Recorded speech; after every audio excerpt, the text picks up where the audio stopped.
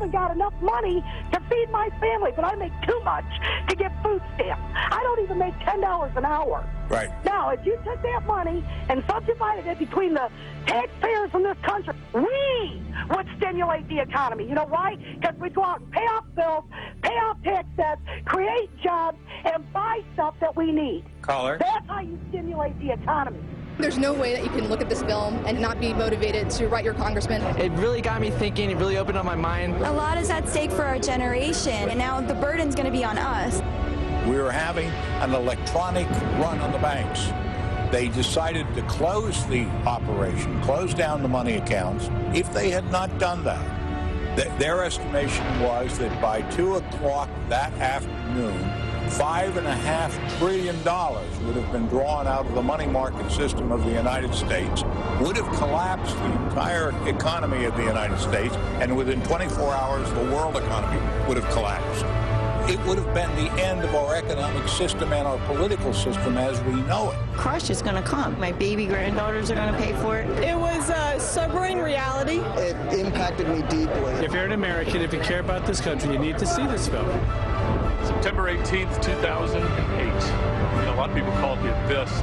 We were beyond the abyss.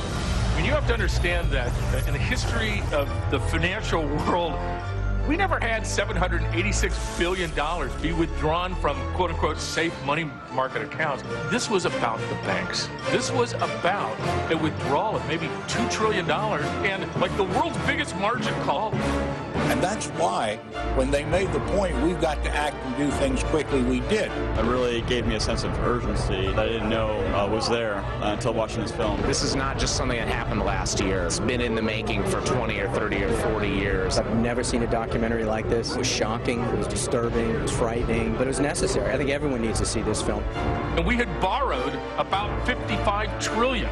Do you know what $1 trillion is? $1 trillion is one of these, turned on its side, piled dollar upon dollar, until you get to a pillar 67 miles high. That's $1 trillion. As bizarre as Paulson was in a lot of ways, he got it. He got it immediately. And when he called these guys together and said, you know, boys, we got a problem.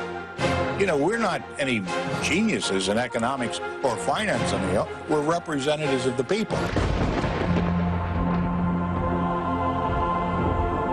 And welcome to a Hannity special, Generation Zero. Now, the new documentary, part of which you just saw, examines not only the current economic crisis that our nation is in, but also how we got here. Now, the movie completely refutes the popular notion that massive deregulation caused the economic downturn and that, as liberals say, capitalism failed. So what actually happened? Now, this groundbreaking film reveals a frightening alliance between the Democratic Party and big business. Now, it also turns to history for answers, finding many of them within the baby boomer generation. Now, for the entire hour, we'll examine all of this, and we're now joined by the writer, director, and producer of Generation Zero, Steve Bannon, and the film's executive producer and the president of Citizens United Productions, Dave Bossie. Guys, welcome here. So you showed this, you guys, at the Tea Party convention. You showed it at CPAC, a massive hit. Did you ever expect this kind of reaction? I got to be honest, no. I'm really shocked and obviously very pleased. Two different audiences, too. I think the Tea Party audience was slightly older. The CPAC audience, very young. It hit them exactly the way we wanted to. I think that's the first time they've kind of been seen all these facts put together in an 80-minute, 90-minute presentation. Well, let's go to one broad overview. We're going to be showing highlights of this film, you know, throughout this hour, because this is really important. The myth is that capitalism failed. Sure. The myth is that the banks failed and the insurance companies failed. But there's something deeper to the story. Certainly. It's hubris and greed at the same time that it's the cultural and social breakdown from the 60s that has really taken that 30, 40 years that led up to the September 18th crisis. Look, on September 18th at 2 o'clock in the afternoon, the chairman of the Federal Reserve, the Secretary of Treasury, went to the White House, then went up to Capitol Hill and told the leaders of our government that our economy was about to melt down, the world economy was about to melt down, and we would have a complete social meltdown. How did that happen? I mean, how did something that our enemies, the Kremlin, the Nazis, the Japanese could never do? We look at all the forces, did it to ourselves, and all the forces that came together over 40 years of business. Wasn't that always their goal, that they're going to get America from within? That's right. Right? That's exactly what happened. See, I always make the case that especially, and we'll get into some specificity and detail here, But the idea that the government would tell, first of all, they design the car companies in this country.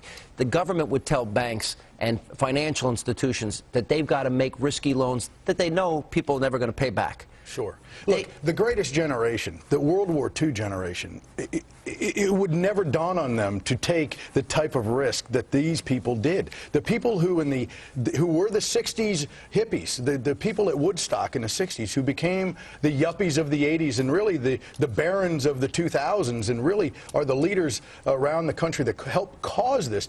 It really is a remarkable thing. That leads us into our next clip. Why don't you describe for our audience what this is?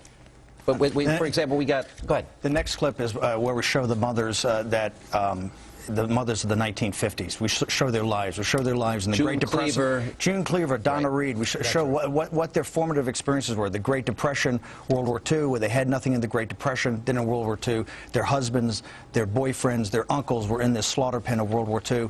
And in the 1950s, their objective was to have a nurturing environment so that that would never happen again to their children. And that's kind of the start. Let's roll the tape.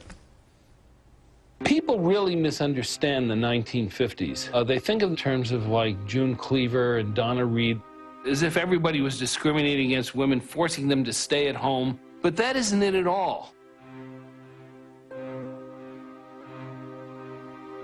They grew up during the Great Depression. They were surrounded by death. They were surrounded by starvation. They were surrounded by bankruptcies, homelessness. Just to survive, they had to go to a soup kitchen. These same young women, their brothers, their uncles, their fathers were tortured on the Bataan Death March, were slaughtered like fish in a barrel on the beaches of Normandy. They were tremendously traumatized by that. And the main objective is that their kids would never have to go through anything like that again.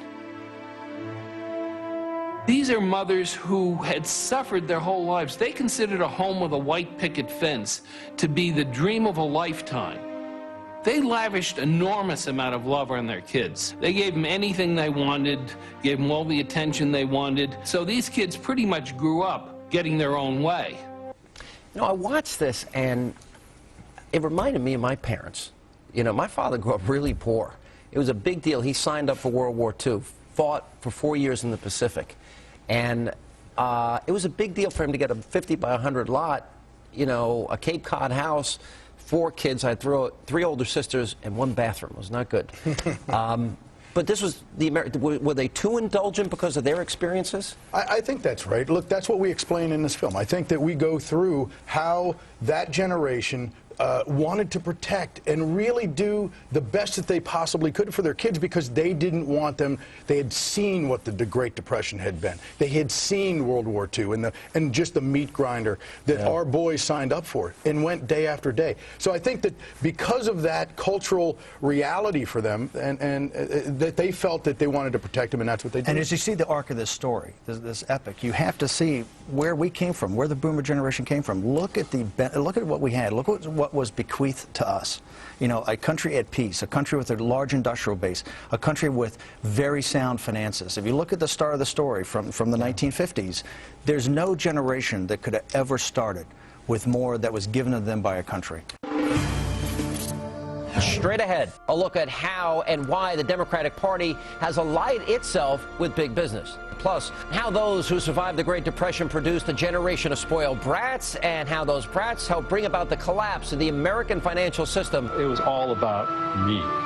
It was me. I'm the most important person in the universe, and I'm going to satisfy my desires